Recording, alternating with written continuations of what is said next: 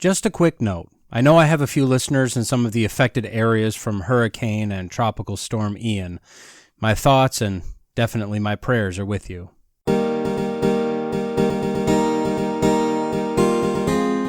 Good morning, good afternoon, and good evening, and welcome to the Logical Christian Podcast. I'm your Logical Christian, Dan Erwin. If you've joined me before, welcome back. If this is your first time here, welcome. At the Logical Christian Podcast, we look at what's going on in the world of current events, politics, science, and whatever the mainstream media feels is important to tell us. But rather than just accepting their spin and swallowing their narrative, we look at it logically, and we look at it as Christians. Links can be found in the show notes if you want to follow along. So with that, let's go be logical Christians. When someone walks in on you in the bathroom, when you find a bear heading toward your picnic basket, when someone tells you something hard to believe, what do all these things have in common? Well, I mean, if you looked at the title of this episode, you'd know, right? These are all times you'd say, get out of here. Well, it turns out there's a lot of that going on these days, and not all for good reasons, like those I just mentioned. On today's episode, first we're going to call the shots, thank you very much. Then at long last we'll find, or more accurately be told our place in this world, and finally we'll learn about the formal process to remove a scoundrel from hither, allowing him to pursue his existence thither. So, remember to jiggle that mouse every few minutes, don't make me wrap those knuckles with this ruler, and practice hanging your head in shame. Because, go on, get on out of here we go. Ever since 15 Days to Flatten the Curve started, and continued on for the first 365 of those days, comments of things will never be the same became more and more common. Now, it's hard to say what life will be like whenever the 15 days actually end. I mean, for everyone. For most people, it's been over for a long, long time, as the vast majority of humans have been able to noodle out that, life will go on, despite the constant fear porn and berating of those of us that refuse to just go along. But so far, it seems like this is a true statement. There are still a percentage of people that believe masks can stop a virus. There are those that stare daggers at you if you get too close to them. Those that count down the days until the next vaccine comes out, like a kid waiting for Christmas. And one of the weirdest things that literally shouldn't be a thing at all, people that are employed by their employer, the person or company that's exchanging them money for their contribution to the success of the business, they're dictating the terms of coming back into work. Is this not just the inmates running the asylum? The kids running the house, the cart leading the horse? How is it that the worker gets to make the rules? Now, for about a year and a half, I was a non-essential worker, meaning I could and was required, for a time at least, to work from home. I'll admit it's a little unnerving to be termed a non-essential worker, but I've seen me, so, I get it.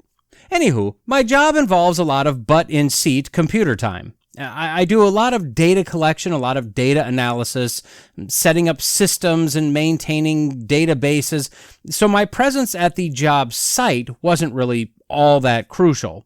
That said, toward the end of 2021, with some business division sales and acquisitions and parent companies changing hands, my location didn't change, but I moved from being a reliability engineer for 2 different manufacturing facilities with the same company to only one of the plants with the new company. With that change came a change to who I reported to, and it came with some slight modification to my role, which really necessitated me being on site. Now, don't get me wrong, I wasn't afraid to go in, and I did go in on various occasions as needed, but overall I was homebound, which, as an introvert, that suited me just fine. My plan, as it was only a month or so before Christmas and New Year's and everything, was just to finish off the year in my comfy pants at the house and then start 2022 fresh by going back in and gracing them with my presence, or at least, one of those 2 things. My new boss, however, told me that she needed me to come back to the office in the next week or 2. So, you know me by now, being blunt and somewhat opinionated like I am. You know what I told her? Oh, I looked at her, I says, well, I didn't look at her, I says, okay, I'll be in on Monday. See, She doesn't sign my check, but boys, does she control my eligibility to receive said check. And as I'm fond of food and fuel and electricity, as well as heavily conditioned air, and with an Amazon wish list that's practically begging for a long-lost uber-wealthy relative's passing, I figured, what the heck, I might as well, do what my employer wishes for me to do. Now, I apparently was very stupid. I had no idea that I actually held all the cards, that I could have dictated the terms of my triumphant return, undoubtedly earning the respect and admiration of my colleagues for figuratively folding my arms and holding my breath like a small child until I got my way.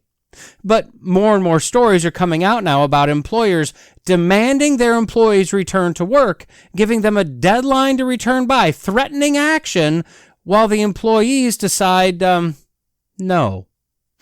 But now we have the answer. Found on CNBC.com headline, the number one perk that will bring Gen Z and millennials into the office, according to Microsoft. Perks. See, I always thought the paycheck to enable one to survive in the world was kind of a good perk. But apparently I was wrong. So the opening sentence, I'll admit, it makes me angry. Quote, some companies are sparing no expense to lure people back to the office, offering perks from private concerts to free massages. Excuse me? I mean, I'm not angry because I want those things. This is angering because, why? Why are we offering perks? But then that goes to their second sentence, quote, others are taking a more authoritarian approach, mandating employees return to the workplace or risk losing their job. Oh, well, there we go. So let me be clear. I don't believe that employers can just dictate everything, trying to think of an example. Here, let me grab one out of thin air. Like, say if they tried to force you to inject yourself with, various chemicals. I don't think their rights extend to your innards. But work location and work hours and job duties and compensation, those sorts of things almost seem like they're at the purview of the employer rather than just up for negotiation. Apparently, though, per a study, even with the threats and the bribes, only about 47% of offices are occupied, and apparently that's less than desirable. And it's because people are literally being asked or told to come back to the office, and they're just refusing, which, as I said, it seems just amazing to me. I mean, we are literally living in a clown show here. But Microsoft, they've solved the riddle. They surveyed 20,006 full-time employees around the world to ask the employees what would get you back into the office. So, what do you think would be their motivator? Right? We have 84% all agreed on something. What do you think they all agreed on? You think maybe free stuff? Maybe a substantial raise or extra vacation? Flexible work hours, those are nice. No, if you thought any of those things, you're a dumb dummy, like I was. No, 84% said, quote, they would be motivated to go into the office if they could socialize with their coworkers. And then another 70% said they'd, quote, go to the office more frequently if they knew their work friends or direct team members would be there. So then they go into a discussion of why social connections are important and how the pandemic has made us all siloed and lonely. And I get that. But I have some questions here.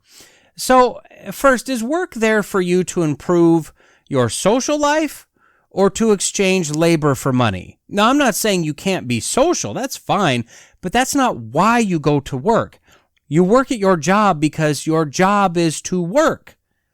Next, did Microsoft really look at the phrasing? Because the way that CNBC reports this, the 84% and the 70% they mentioned didn't say they'd really come back to work. The 84% said that they'd be motivated to go in. Well, that's wonderful and everything, but I'm motivated to do a lot of things until it's about that time to do them, and then I generally think, I can probably do that tomorrow. And the 70% said that they'd go in more frequently.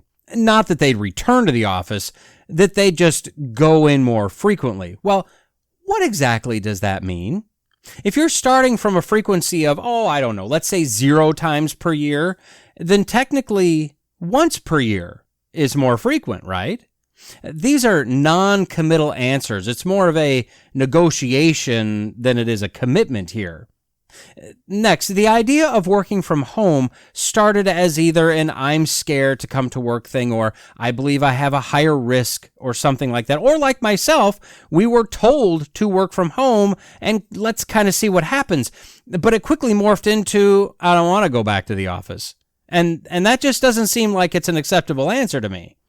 Now, did they ask about their social interaction on their own time? Are they socializing with their coworkers while working in their basement?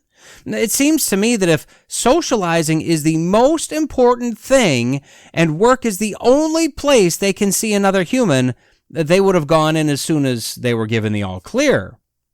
And then, are they socializing outside of work with either coworkers or other people? If so, wouldn't that mean that they're not as lonely as they're leading on, and that maybe they can come back to work and, do their work without the added bonus of scheduled play dates with the coworkers? Heidi Brooks, a senior lecturer at Yale School of Management, so someone that has her finger directly on the pulse of the real working world, said, quote, "We don't just work for the sake of productivity or transactional reasons like being able to pay our bills. We also work because it's meaningful to us and brings us a sense of belonging to something larger than ourselves. Social connection enlivens and animates those feelings of belonging and joy." Okay, is that true? And if there is truth to that, which maybe there is, what's our priority here? Because if productivity for what you're being paid isn't high enough because you're focused on your work joy and feelings of belonging, the next step is unemployment because of, company bankruptcy. These other things are nice, and the group I work with, we have a good time, but bottom line, we have our jobs to do, and ain't nobody else gonna do them. So if we don't do it, it ends with none of us needing to worry about going into the office anymore. Now, Brooks goes on to say that the workers might be feeling a lot of pressure to be, quote, serious, productive, and valuable, when they're back working in the same general area as their boss. Okay, so were they not serious, productive, or valuable while working at home? Because I worked with a guy that was none of those things while working from home. He was given the opportunity to pursue his dreams, just not with our company. I won't say that every day I worked at the house was my best effort, but I can't say that about every day at the office either. Some days are more productive than others. That's just kind of how it goes sometimes. But I can honestly say that the effort, the seriousness with which I took my job, my productivity, my value to the company was the same at home as it was and is in the office. The main reason being, that's my job.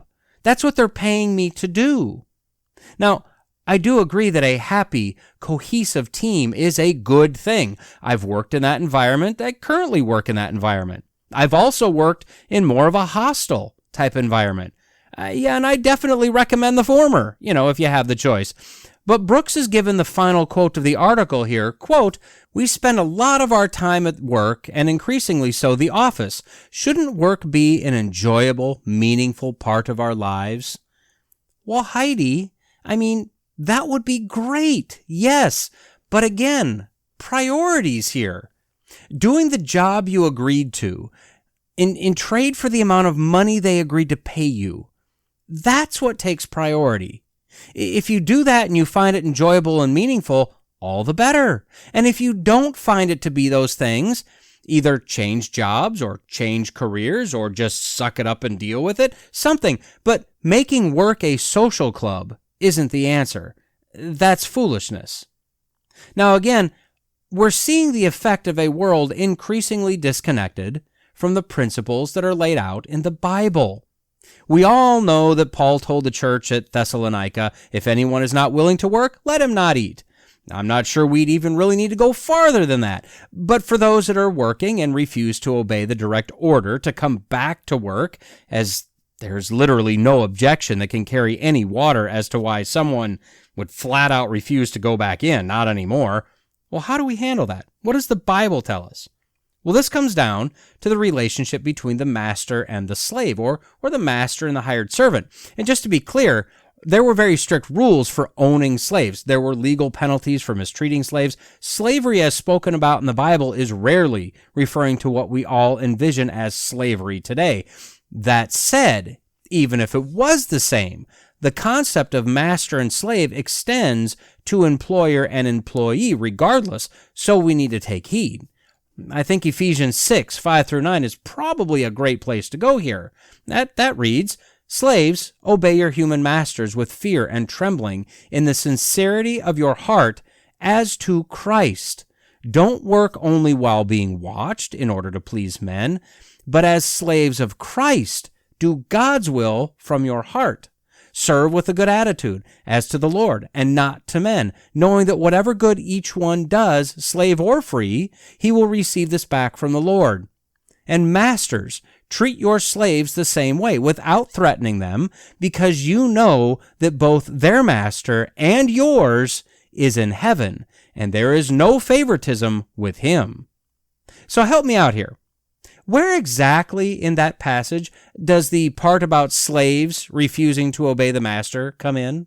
And did I miss the part about the negotiation? Now, employees aren't slaves. There are limits as to what the master, the employer, can ask or tell you to do. In fact, there are a lot of limits on that. But in the context of this article, hey, come back to the office like you used to so we can get back to normal, that doesn't seem like it's one of those limits. Also, not being slaves, we, the employee, can leave anytime we want. We can seek out a new master at a new job, maybe one we enjoy more, with a new master that we are more compatible with. We have that option, and that's fine and good to know that you can exercise your option. But when we find that master, we are obligated to work for him as if working for the Lord. We are to work in a manner that would please Christ, a hard worker full of integrity, displaying the love of God by our actions and our attitudes. And this is why we're seeing this rebellion by work-from-home employees. Our foundation of true truth, moral, biblical truth, has been eroded away. And in its place, we've wedged in self. It's no longer, how can I glorify God through this job? Now it's, what can I get for me? So let me challenge you. And as always, I'm challenging myself also here. If you're one of those work-from-home people that's telling your employer that you will not come back to the office without a good reason, I'd strongly suggest you read your Bible, repent for your self-focused ways, and get back into work. If you're a Christian, keep in mind that no matter where you work, you should be doing so in a manner to and with a focus on bringing glory to God. Our work ethic, our productivity, our integrity, our attitude, and so much more should all be done for the glory of God. So, when next you punch the time clock or log into your computer, pause to remember, think about it, you're working for Christ. And then proceed to show your employer the God-honoring work ethic that's demanded and joyfully undertaken by a professing Christian. In all things, the Christian should be different than the world. Work is no exception. So, let's show them. Oh man, I don't want to do this one. I save a lot of articles that I think may be good for me to prattle about. I filter through them later, sometimes reading the full article and deciding, not really podcast worthy. And every once in a while, I come across an article like this and think, in 15, 20 minutes, 25 minutes, we'll see. There's no way I can do a review justice. I'm going to leave out a lot, but boy, I think this one is definitely worth discussing. So as we get started, let me give you two recommendations. One, click the link in the notes and read the entire article. I'm going to try and cover as much as I can, but you have got to read this in full context to really get the tone and the disdain for you and I of this author. Number two, this is a direct warning to my sister and people like her. Go weed the garden. Read a good book. Take a nap. Don't listen to this one. And people with similar personalities and beliefs as my sister, you may want to sit this one out as well. Now, how do you know if this applies to you? Well, let's start here. Found on Time via MSN.com headline, "Parents should have a voice in their kids' education, but we've gone too far." If you've just stopped what you're doing, felt your face flush, and said out loud, "Oh no, she didn't just say that," or something in the same vein as that, yeah, my statement applies to you. And when I say she, I mean the author, not me. I've not changed my pronouns. Like I said, I don't want to do this either, and you've been warned, but soldier on we must. So, first the author, one Ms. Suzanne Nosel, the CEO of PEN America, quote, "the leading human rights and free expression organization." Okay, well, that's not a bad thing in itself, necessarily. She seems to fancy herself a champion for absolute, total free speech for everyone, including work she's done in Hong Kong, China, Myanmar, Eurasia, and the U.S.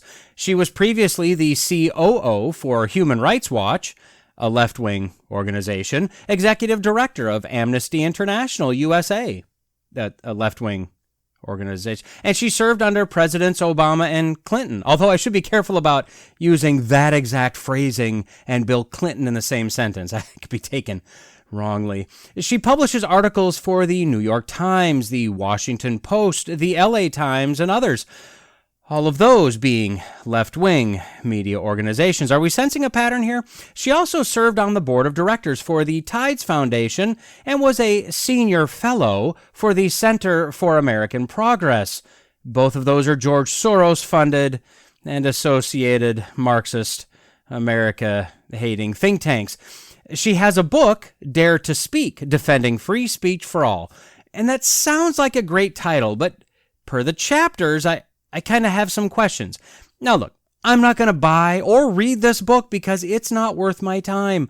But she seems to say we should have free speech completely and totally, and it shouldn't be limited by anyone, including government. But we may want to limit it some, for hatred.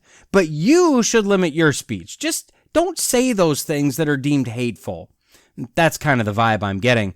But I'm probably wrong. I mean, it's got a lot of endorsements that she's proudly displaying in the book, including a former president of the ACLU. And look at this, Hillary Rodham Clinton. I know her.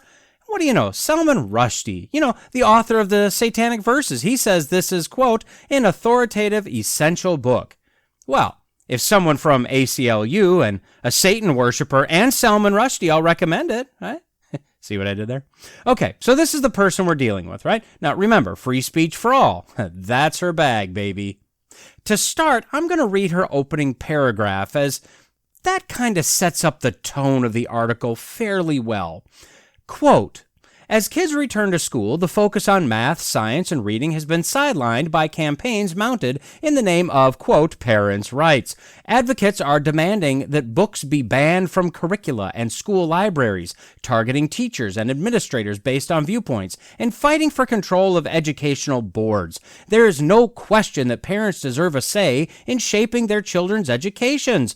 They have moral and legal responsibility for their children and the freedom to make fundamental decisions for their families. But the rallying cry of, quote, parents' rights is being wielded to do far more than give parents their rightful voice. It is turning public schools into political battlegrounds, fracturing communities, and diverting time and energy away from teaching and learning." Okay, deep breath. First of all, quote, parents' rights aren't a theoretical thing here. It's not a concept. Children are given to parents by God. Parents don't have rights. We have the charge, the mandate to care for, discipline, love, raise, and train them up in the way that they should go, specifically with biblical principles and truth in mind. Now, the fact that many parents refuse to do some or all of these things, the fact that we all fall short in all of these areas, the fact that children will not follow the way they've been trained all the time doesn't change this fact. And in the world we live in today, this extends to guardian, right? If a parent isn't in the picture, the guardian takes over. No, what should be put in the quotes should be teachers' rights, as they have literally no rights over our children. They have a job. They obtained the education they chose to obtain to take the job they're currently in. They're getting paid to teach the basics of education, maybe even higher levels of education, but without bias, without indoctrination, without personal opinions, and without their personal lives or their personal sex lives encroaching into the job. The teachers and administrators literally have zero rights over our children, except for those that are granted temporarily by the parents. This fact also addresses the misconception that parents only have a say in a child's education. She's correct. We do have moral and legal rights over our children. And if we're seeing immoral activity in schools or we're witnessing flat-out lies being taught to our children, our mandated, by God, responsibility must necessarily kick in. Second, parents are fighting against issues such as the militant, evil, transgender indoctrination of our children, boards of education that seem to feel that they, in fact, have some sort of rights over our kids, critical race theory and anti-racism, which is one of the most racist things that we've had to deal with in this country in decades, teaching children that if you're white, you're evil. If you're black, you're too oppressed and stupid to be anything unless the government helps you. We're fighting districts thinking that they have the right to force our children to mask off their airways, despite the actual science, as opposed to whatever agenda-driven faux science the CDC et al. And our moronic leadership is using. They're fighting the teaching of a false history, eliminating real history in the process in order to feed into the racist narrative. And they're fighting against stupid theories like Common Core math that taught kids that if they feel that they're right, yeah, you're right. Need I go on? See, if teachers just taught math and actual science and historical facts, good or bad, parents, like when I was a kid, wouldn't really say much. But these days, we have these freaks of nature with mental issues that are so insecure in the degenerate life choices they've made for themselves, they must try to convince kids that they're supposed to be teaching to be just like them. This is why the cries of grooming have become louder in recent days. Now, don't get me wrong. I do realize, with the 24/7 media and social media presence, that these fights, these battles that are going on, they don't appear to be pervasive, at least not the bulk of them. We see a handful of districts and education boards. We see a small percent of the total of teachers that are active groomers in the classroom. We see only some districts that push to adopt the critical race theory and similar garbage. There are very good districts and very good boards and very good teachers, Christian or not. And there are very good schools across the country. But this is her focus, and understanding that the slippery slope is real, it will be our focus as well. So, to respect your time and mine, I want to give you some quick snippets of who this author, Suzanne Nossel, is, and then we'll hit her main point in writing this train wreck. She's a parent of a 2022 graduate and an incoming sophomore. She says she has no problem with parents expressing opinions about what's going on in the classroom. She's so good to us. In fact, back when her son was in elementary school, he felt uncomfortable having to sing religious songs, quote, for an elementary school holiday show. She can't even say Christmas, so she objected to the teacher. During COVID, she, quote, registered her views vociferously with school leaders. Her displeasure about how much in-person learning her kids were missing. She seems to think that the parents' rights to address issues stops with the parent-teacher conferences, the PTA meetings, and calls to the principal. The fact that there are organized groups, believe it or not, like Moms for Liberty, bunch of terrorists, that would dare push back on the education system bothers her tremendously. Now, she worked for the Tides Foundation and Center for American Progress and other similar ones I didn't name, but Moms for Liberty, those are the ones that we need to be careful of. Okay, got it. As she says, quote, their aim is to activate parents to contest what is taught in the classroom, what books are available to students, and the professional authority of teachers, administrators, and librarians to carry out their work. No, Suzanne, the teachers don't have authority to indoctrinate our kids with whatever they want to do. Their authority comes from their employer, the taxpayer, the parents. That's the problem. They've overstepped the authority granted to them by the social contract between teachers and parents. And then she goes into a very snarky view of homeschooling, basically doing what the Marxists on the left always do, paint them as backward, kind of Amishy, religious zealots. They really kind of just need to keep their views to themselves and their little house on the prairie backward life. She doesn't say exactly that. I mean, not quite, but she's saying that. And then she points out the danger of groups like parentalrights.org that worked in Florida and Georgia to get a parents' Bill of Rights passed. Now look, I've said this before. I don't like it when the left usurps the term Bill of Rights. I don't like it when the right does it either. We don't need to call everything a Bill of Rights. We need to leave that as a single governing document and call these things something else. But whatever, that's not a battle I'm going to win, so whatever. But she says that these Bill of Rights, quote, impose heavy administrative burdens on teachers, making it easier for individual parents to challenge curricular materials for all students in a school district and target LGBTQ plus affirming practices. Okay, so no, if the teachers in the schools are teaching the same type of educational information they've been teaching for decades and centuries, the classic 3 R's, then we don't have a problem. Now, I'm sorry that it makes it hard for some pervert to indoctrinate children in his classroom. Maybe if he just kept his personal life to himself and taught them multiplication tables, maybe he'd be relieved of this self-imposed burden of perverting and grooming our children. For example. See, parents that are fighting all of this garbage, this apparent mission from Satan that these woke, mentally ill adults are trying to carry out, aren't imposing anything. They're rolling back the idea that somehow was released into our schools, that the most important thing you can do as a teacher is be a mentor, a role model, a guide, if you will, to the same point of deviancy they find themselves. I say again, they do this at least in part because they are so awkward and uncomfortable with their own life choices. They know deep down that what they're doing and what they believe is counter to anything that makes sense, counter to nature itself in many cases, and they need constant affirmation that they're right. And with about 30 impressionable minds in front of them, they have easy targets for the ego boost that they require. Skipping a bit, and like I said, you really need to take the 10-15 minutes and read the article. She says, quote, these tactics also risk denying and defeating a children's own sense of educational and intellectual agency. Efforts by parents to dictate what books their teens read and subjects they study stand in the way of allowing children to develop the autonomy and judgment they will need in adulthood. Schools should breed critical thinking such that no book or lesson has the power to indoctrinate a worldview. A major purpose of a library, a broad curriculum, and of the protection of free speech itself is the notion that exposure to the panoply of available ideas and narratives is what enables us to form and test our own opinions and beliefs. Okay, how about no? The job of the parent isn't just to throw the kid in the middle of the pool and see what they'll do. Again, we are to train our children.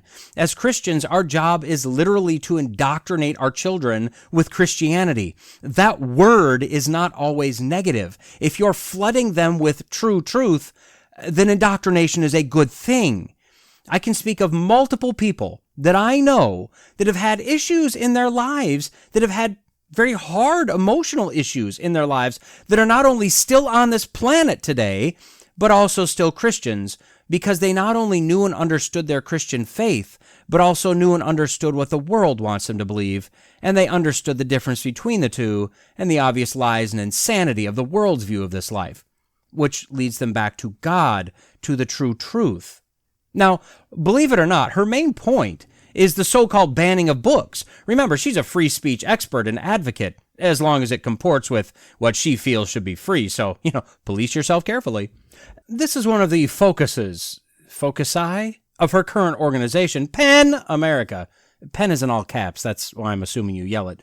So she makes the claim in the article that, quote, in Florida, Missouri, Georgia, Tennessee, Texas, Utah, and other states, campaigns have spurred the passage of new laws to limit the availability of books in schools, sometimes under penalty of steep fines for teachers or punishments for librarians. PEN America, the organization I lead, has documented more than 2,500 book removals in the 9 months between July 2021 and June 2022 in our new report. Now, I mostly ignored her new report and went straight to the data set, although to be honest, they're somewhat transparent about their data, so I did use their topic breakdown in that report. It's subpar, but it's something.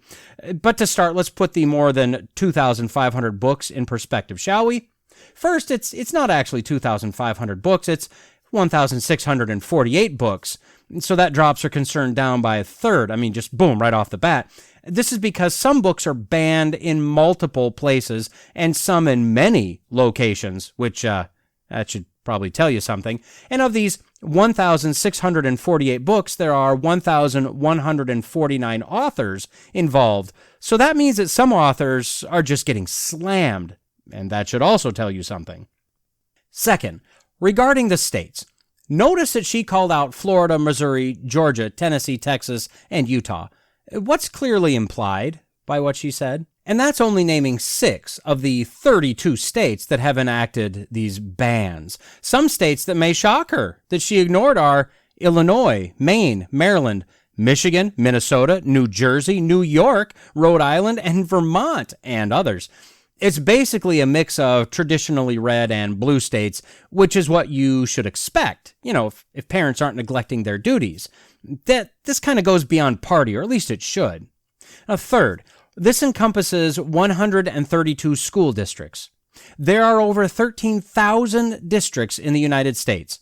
So this is 1% of the districts that are enacting these alleged bans. Now, I know from the ongoing super pandemic of COVID death that a 1% death rate means we should all panic, run to untried chemical injections, stifle our breathing because science, etc. But in the old days, a 1% rate wasn't really a thing to panic about so much.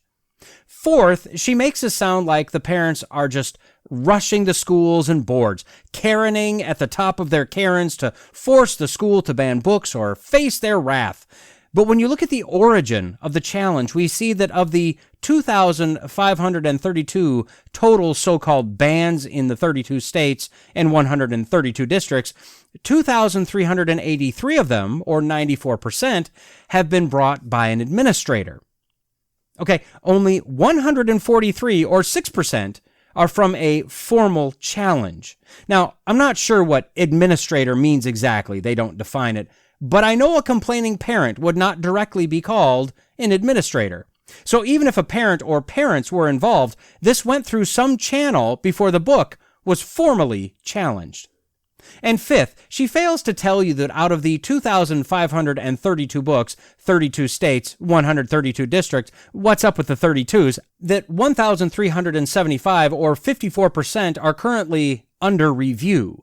They're not actually banned yet, they're just challenged. And when removing duplicates of books banned in multiple locations, we come out with 867 unique books across the classrooms and libraries in the entire public school system that have been challenged, reviewed, and banned.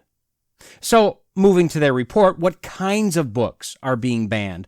And understand, I can't see their classification. It's not in their data set, so I don't know what books fall into what category. I'm going to go out on a limb and say some of these classifications could probably use a bit more fleshing out. You'll see what I mean. And so out of the 1,648 unique books, and realize this report will classify some titles as more than one thing, so the percentages I give you, they're not going to add up to 100. 41% are explicitly LGBTQ+ in nature, with specifically transgender themes accounting for 9 of the 41%. 40%, quote, contain protagonists or prominent secondary characters of color. Now, the implication, of course, is that the homeschool religious zealots and activist organizations hate the black man. Now, I can unequivocally tell you that there isn't a title that was challenged or accepted for challenge because the main character was a black person. Not one. I guarantee it. She and they so want the right and the Christians to be racist. They have to have that. And it's always been the left of the political spectrum that's been the racists. Always. 21%, quote, directly address issues of race and racism. Okay, same comment as previous, but this one is probably a lot of critical race theory and anti-racism garbage. 22%, quote, contain sexual content of varying kinds, including novels with some level of description of sexual experiences of teenagers, stories about teen pregnancy, sexual assault, and abortions, as well as informational books about puberty, sex, or relationships. Okay. Enough said about that one, right? 10% deal with, quote, rights and activism. Oh, I bet they do. 9% are biographies, autobiographies, or memoirs. Now, I can't speak to these because I'm not entirely sure, but being a Glenn Beck listener, I know that one author he has as a guest a few times a year has written a number of biographies, historical biographies, and he's been subject to bans or very, very extended reviews of his books by the school and or librarian because of his political views, not because of the book, because of his political views. Just saying. And then 4% have to do with religious minorities like Jewish, Muslim, and others. So looking at all of this data, I'd say that the system seems to be doing okay. And if anything, we parents are maybe just a little too lenient on the schools, allowing them a bit too much freedom to wander. A public library can do what they want, although my tax dollars, yes, I know, it contributes to that, but for the most part, I don't care. Stock up your shelves with trash that most people don't want. Whatever. But a school, public or not, is different. These are our children that we're handing over for many hours a week with the understanding that my child will be protected and safe and won't be nudged in a direction I don't choose for them.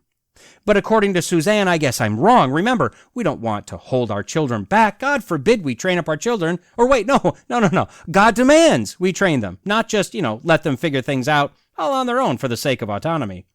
She then talks about how we're seeing the same tensions in society and that maybe our fears are kind of old-fashioned, which heightens, quote, the impulse of parents to shield their children from what seems like alien social forces and values. Ooh, scary. But this is really kind of silly as the world we live in is so interconnected and international, and some parents that just feel they can't manage everything are running to the schools to yell at them since that's something they feel like they can control. Even worse, quote, self-proclaimed parents' rights organizations play on those fears. They have turned their backs on time-honored modes of dialogue and partnership between parents and schools, stoking the belief that the threats they perceive demand government intrusion. Oh man, and that's the problem, isn't it? I mean, if there's one thing we all know is that the right-leaning Christian people run to government to solve their problems almost every time. So she, remember, super interested in free speech for everyone, has given us the boundaries that we as parents are allowed in her mind.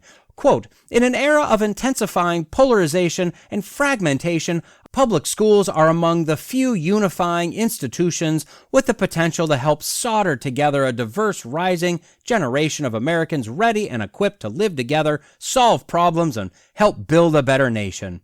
If parents are worried about the books their children may find in school, they can speak to a teacher or librarian and, even more importantly, engage with their child about the values and stories they wish to emphasize.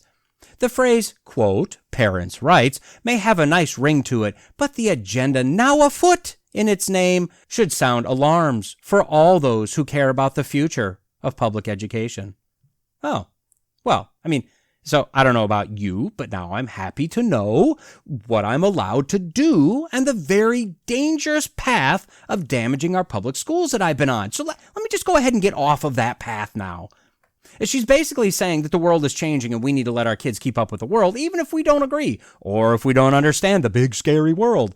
But I would argue that the fact that parents took their hands off the collective wheel because we falsely believed public schools were generally safe, and don't even get me started on colleges, that's likely the reason we're in this mess that we're in now in schools, colleges, and society in general. So her solution is to not only keep those hands off the wheel, just go ahead and take a nap. The school system is basically the autopilot of Tesla of your child's formative years. They've got this, and they definitely won't, drive headfirst into a tree, causing the system to burn and burn and burn for days. I kind of think that parents should maybe get their hands, back on the wheel. And there are many that think like me, or I think like them. We think same things. So I agree that parents' rights is a bad term. It should be more parents' mandate.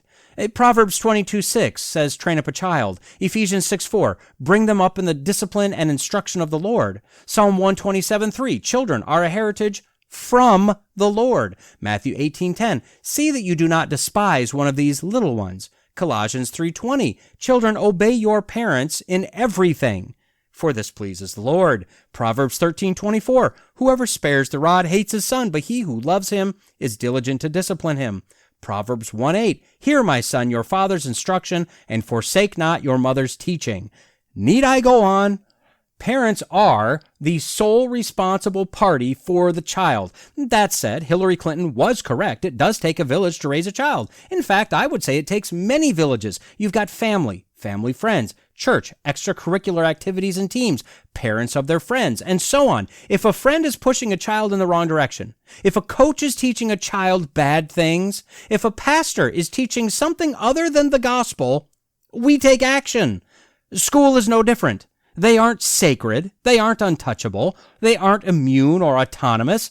They're a provided service with a very specific task, and that's all they ever should be. And if it so happens we find a teacher that has similar beliefs, a teacher we feel we can trust, a teacher that's proven to be an ally in the growth of our child, all the better.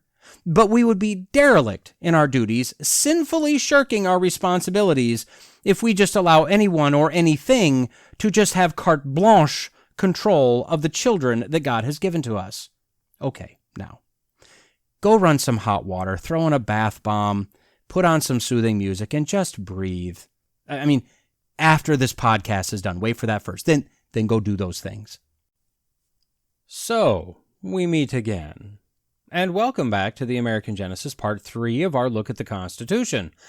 Although on the surface, not every article or section of the Constitution may look exciting, we have enough history at this point that, we can find interesting facts in just about everything. So, step back into time with me to the time of our framers and understand that the system they were trying to develop, the system that we not only take for granted these days, but complain about with a lot of regularity, was seen as bits from here and pieces from there and principles from the Bible and some brand new ideas, all with the intent of forming a more perfect union, establishing justice, ensuring domestic tranquility, providing for the common defense, promoting the general welfare, and securing the blessings of liberty to themselves and their posterity.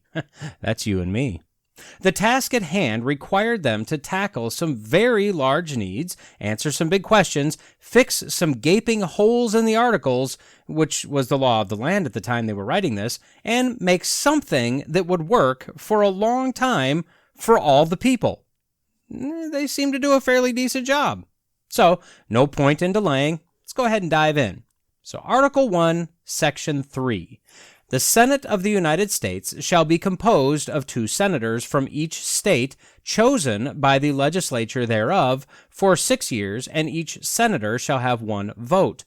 Immediately after they shall be assembled in consequence of the first election, they shall be divided as equally as may be into 3 classes. The seats of the senators of the first class shall be vacated at the expiration of the 2nd year, of the 2nd class at the expiration of the 4th year, and of the 3rd class at the expiration of the 6th year, so that 1/3 may be chosen every 2nd year. And if vacancies happen by resignation or otherwise during the recess of the legislature of any state, the executive thereof may make temporary appointments until the next meeting of the legislature, which shall then fill such vacancies.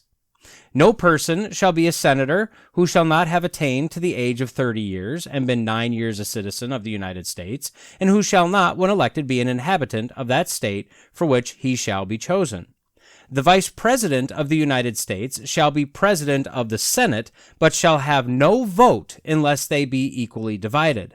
The Senate shall choose their other officers, and also a President pro tempore in the absence of the Vice President, or when he shall exercise the office of President of the United States. The Senate shall have the sole power to try all impeachments. When sitting for that purpose, they shall be on oath or affirmation. When the President of the United States is tried, the Chief Justice shall preside, and no person shall be convicted without the concurrence of 2/3 of the members present.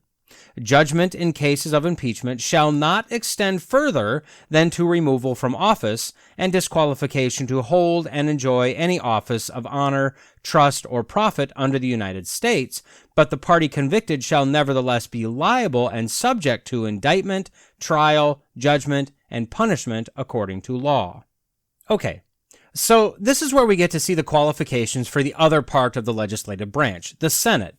First, as we did with the House, let's look at the qualifications. Whereas to be a representative in the House, you needed to be 25 years old and a citizen of the United States for 7 years, in the Senate, you need to be at least 30 years old and a citizen for 9 years. Now, identical to the House, the individual must be a resident of the state in which they're running. So, the senators were supposed to be at least somewhat more wise, more seasoned, more experienced, but not necessarily political experience. See, the point of the Senate was to guide the country, keeping their state in mind. Not so much the people's interests, but the state's interests. And yes, those can and do conflict. So the framers were trying to strike a balance among the country, the individual states, and the citizens. Now, notice that the Senate was not originally set up for the senators to be voted on by the people. The legislatures of the states were to appoint 2 individuals to the Senate. Now, this changed with the passing of the 17th Amendment, so now the people vote in both representatives and senators. That is, unless the position is vacated midterm for some reason, and then the governor of the state can appoint someone until the next election.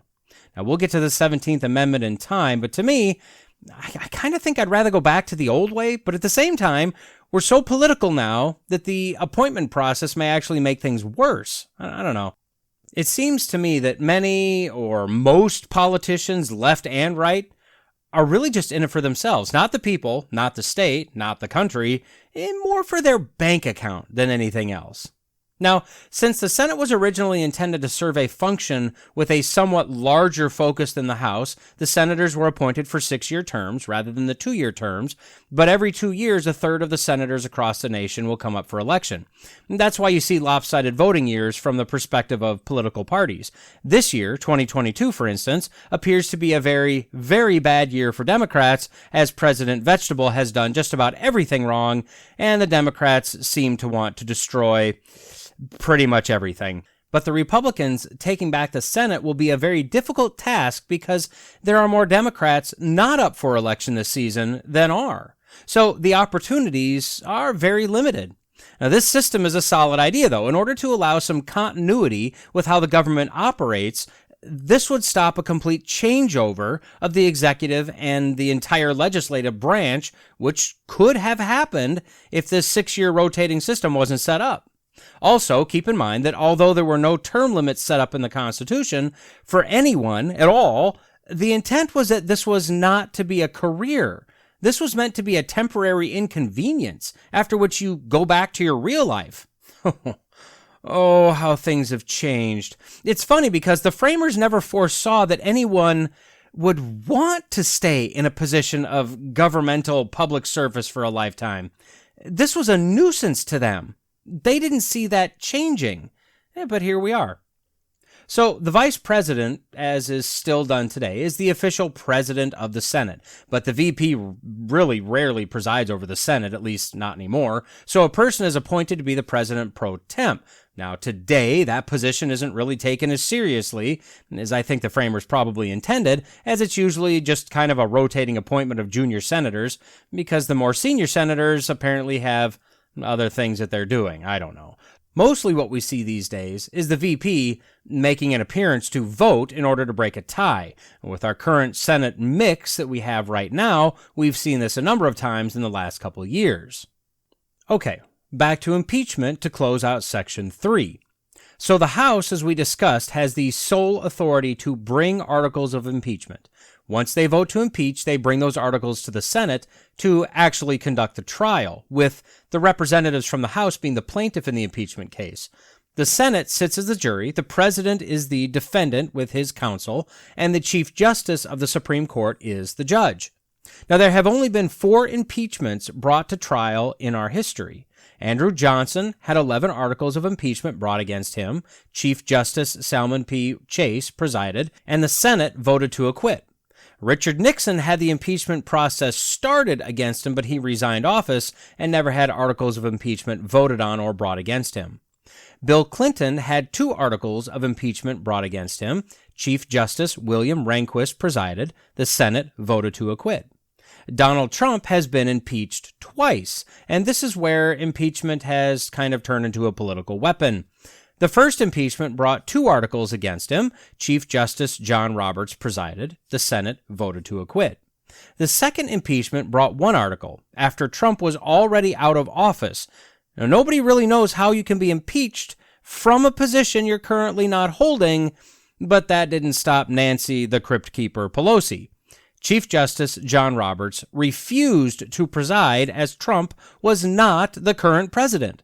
So the president pro tempore of the Senate, Patrick Leahy, in direct contravention of Article 1, Section 3, presided over this sham witch hunt of a trial. Once again, Trump was acquitted. And I have no doubt that if Republicans take the House back over, they will bring charges against and vote to impeach Joe Biden. And with very, very good reason, I might add, as he is very compromised, and we're not talking mentally here. He and his druggy son may be literally betraying this country as we speak. I also have no doubt, due to the political makeup of the Senate, that Biden will also be acquitted. If a president were ever to be impeached, this is only to remove them from office and other future governmental type offices. The impeachment trial is not a criminal or civil trial. However, that being said, being impeached or not also does not protect the president from being brought to trial for breaking the law. That's just done later through the justice system. Okay, let's move on to a couple other short sections really quick in Article 1. Section 4 says, "The times, places, and manner of holding elections for senators and representatives shall be prescribed in each state by the legislature thereof, but the Congress may at any time by law make or alter such regulations, except as to the places of choosing senators. The Congress shall assemble at least once in every year, and such meeting shall be on the first Monday in December, unless they shall by law appoint a different day." Now, this is pretty basic. The states can set up elections how they deem fit, unless the Congress makes a change to the law. Basically, the election cycle is standardized, the general format of elections is standardized, but we still see that the states have a lot of freedom as to how the vote happens, where the votes can happen, the number of days of voting, early voting, how long after the election day they'll accept mail-in ballots, etc., etc. And of course, there's a lot of contention right now about things like drop boxes, number of days of voting, etc. And of course, there are certain groups, and I will not name the Democrat Party so as to protect its identity, that want to claim that everything that's done is racist. Now, I've said it many times. If everything is racist, then nothing is racist. But that's apparently what certain groups want to do. Just make everything racist. Moving to Section 5, we read, "Each house shall be the judge of the elections, returns, and qualifications of its own members, and a majority of each shall constitute a quorum to do business. But a smaller number may adjourn from day to day, and may be authorized to compel the attendance of absent members in such manner and under such penalties as each house may provide. Each house may determine the rules of its proceedings, punish its members for disorderly behavior, and with the concurrence of 2/3 expel a member. Each house shall keep a journal of its proceedings, and from time to time publish the same, excepting such parts as may in their judgment require secrecy, and the yeas and nays of the members of either house on any question shall, at the desire of 1/5 of those present, be entered on the journal. Neither house, during the session of Congress, shall, without the consent of the other, adjourn for more than 3 days, nor to any other place than that in which the 2 houses shall be sitting." Okay, so basically, this is what we see today. Each house of Congress is allowed to make their own procedural rules as long as they follow the very basic outline rules laid out by the Constitution. The one thing I didn't know, and maybe you did, was that either house could vote to expel a member if 2/3 vote to do so. So I was curious. I looked it up. This has only happened 3 times in the House of Representatives, with a total of 5 members. In 1861, 3 members were all expelled for supporting the Confederate Rebellion: John B. Clark from Missouri, John W. Reed from Missouri, and Henry C. Burnett from Kentucky. In 1980, Michael J. Myers from Pennsylvania was expelled for bribery caught in an FBI sting. In 2002, James Traficant from Ohio was expelled for, okay, here we go, 10 different counts, including bribery, conspiracy to defraud the United States, corruption, obstruction of justice, tax evasion, and racketeering. Sounds like a good guy. Now, in the Senate, this has happened 3 times with a total of 15 members expelled. In 1797, William Blount from Tennessee was expelled for treason. In 1861 and 1862, 14 members were expelled for supporting the Confederacy, although one was reversed in 1877 posthumously.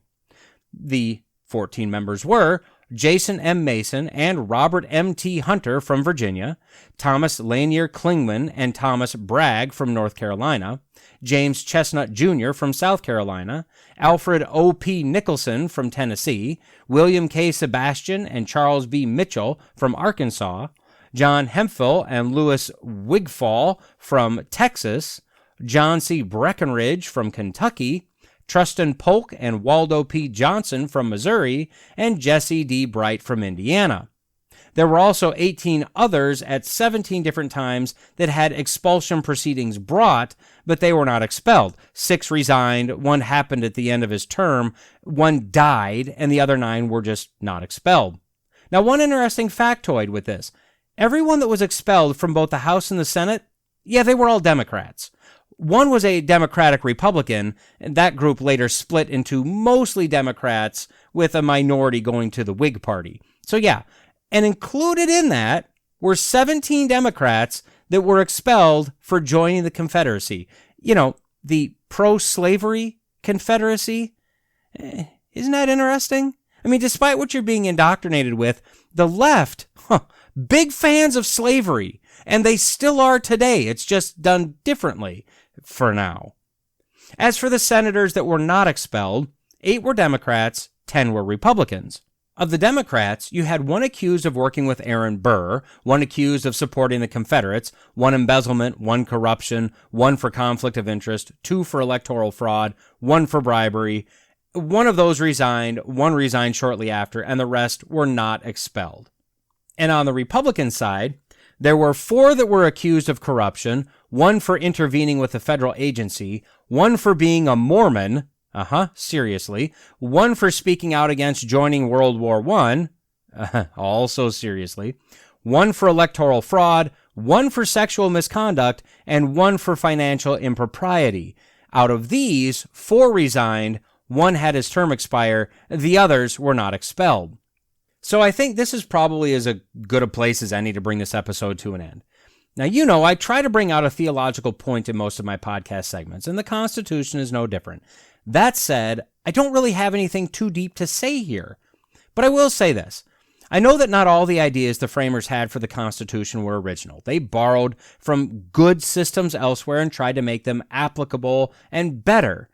But the foresight, the weaving together systems to work together to represent all aspects of the country and her people, to keep themselves and each other in check while not enacting a tyrannical feudal system like what they had left, I just can't believe that God didn't guide their hands and their conversations and their minds. Although we know that the document isn't perfect, and they even left a process in place to fix things, it's sad to see the corruption of man also corrupting this document.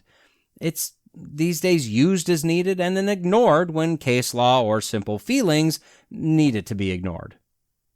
So, with that, I'll say join me next time as we continue our walk through the Constitution. And when you say your prayers, don't forget to pray for our country, for the protection of our Constitution, and for those in positions of power and leadership. Pray for salvation of, or for removal of, those that have hardened hearts, and for the voting public to cast their votes for those that actually care about this old dusty document and the freedom and prosperity it's brought to not only the United States, but the entire world. And with that, we've reached the end of this episode of the Logical Christian Podcast. If you've made it this far, the odds are you liked what you heard. I'd greatly appreciate a like, a comment, and a review if you're so inclined. As you likely already know, it all helps with the algorithms. Don't forget to subscribe so you can be notified whenever a new episode drops. And finally, if you found this podcast useful or entertaining, share it with your friends, your enemies, your in-laws, your outlaws. If you want to reach me, you can do so at lcpodcast@outlook.com, or increasingly, I'll be using @lcpodcast on Getter. Lawrence J. Peter said, "Against logic there is no armor like ignorance. But Jesus told us that if you abide in my word, you are truly my disciples, and you will know the truth, and the truth will set you free." So stay in the word, stay logical, stay faithful, and until next time, God bless.